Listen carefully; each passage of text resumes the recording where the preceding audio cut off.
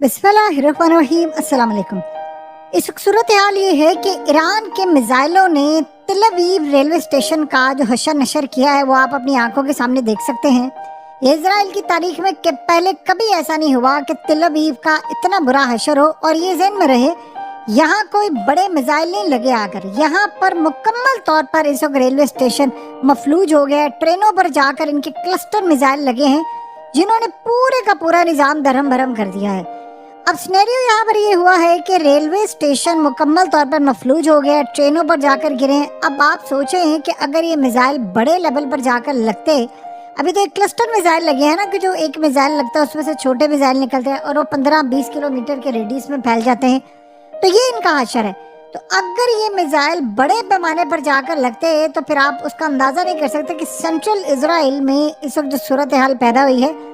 Plan ये कर रहे हैं लोग कि ये जंग जब खत्म होती है तो वो इजराइल की मेन सिटीज हमेशा हमेशा के लिए छोड़कर चले जाए। बहुत सारे लोग तो शायद हो सकता है इजराइल वापस ना आए, जो इस दफा हाल हो गया है, लेकिन बहुत सारे ऐसे बड़ी तादाद में हैं कि जो शायद तेल अवीव छोड़कर चले जाए। ये इस वक्त हशर नशर इन्होंने कर दिया है। देखिए, सबसे पहले सूरत हाल ये है कि इस वक्त जैसे ही जो कैंट ने ये जंग अब चूंकि इजराइल के खिलाफ बढ़ती जा रही है, जो कैंट ने जो कल रिजाइन किया है उसके बाद अब तमाम के तमाम जितने बड़े डिपार्टमेंट के लोग हैं जो ट्रम्प को लगता है कि नाराज है, उनको क्लियरली वार्निंग जारी कर दी गई कि जिसने भी इसराइल के खिलाफ कोई बात की तो उसका मुआवजा तो मैं करूंगा, उसको निकालूंगा तो मैं सही बिल्कुल, लेकिन उसके बाद उसके खिलाफ मैं फौजदारी मुकदमे भी कायम करूंगा और बड़े पैमाने पर यह काम करूंगा। मसला ये है कि इस वक्त सबसे बड़ा आज इजराइल के अखबारात ने ये कहा है कि पैसा, वक्त और उसके बाद इजराइल के मिसाइल इस वक्त ख़त्म होते जा रहे हैं। जो ईरान के इंटरसेप्टर इस वक्त आ रहे हैं उनकी वजह से। अब ईरान ने, आपको पता है कि गल्फ कंट्रीज़ पर अटैक का ऐलान किया है, और ख़ास तौर पर जब से उनकी ऑयल फैसिलिटीज़ तबाह हुई हैं तो उसके बाद इस तरह जो तिल अवीव वाली सूरत हाल पैदा हुई है आपको दीगर जगहों पर भी होती नज़र आएगी। जो अगला मरहला है वो सबसे बड़ी सूरत हाल ये है कि अगले मरहले में अब ट्रंप ने ये जो ऐलान किया है, देखिए आज ये जो हमला हुआ है ईरान की गैस फैसिलिटीज़ पर, इसके बाद अब ये जंग कहीं भी नहीं ठहरने वाली, ये पूरे रीजन में अब फैलेगी। और ये इतनी तबाहकुन है कि अब ना तो किसी को गैस मिलेगी मुस्तकबिल में, ना तेल मिलेगा।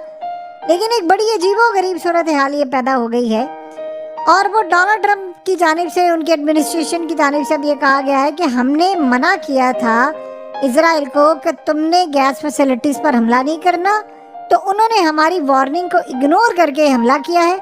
देखिए, कतर के फॉरेन मिनिस्टर ने इस वक्त शदीद गुस्से का इजहार किया है और उन्होंने ये बात कही है, उन्होंने कहा कि हम ये किसी सूरत बर्दाश्त नहीं करेंगे। ये अमेरिका और इजराइल ने जो तबाही की है ईरान के ऊपर, इससे पूरे रीजन के अंदर तबाही फैलेगी अब ये गैस वाले मामले पर।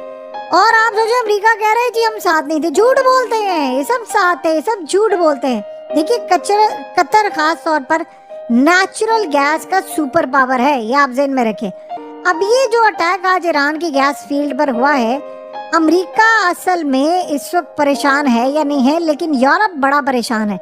मसला ये है कि अगर जो फैसिलिटीज़ हैं कतर में, अब चूँकि ऐलान कर दिया उन्होंने कि पूरे गल्फ कंट्रीज़ के अंदर हम ऑयल फैसिलिटीज़ और गैस फैसिलिटीज़ को उड़ाने के लिए जा रहे हैं, तो अगर ये अटैक होता है तो आप ये ज़हन में रखिएगा फिर कतर को कम से कम कई साल लगेंगे, 2-3 साल लगेंगे इसको, शायद उससे भी ज़्यादा। एक तो उसको रीबिल्ड करते हुए और इसको रिपेयर करते हुए, और इसकी कोई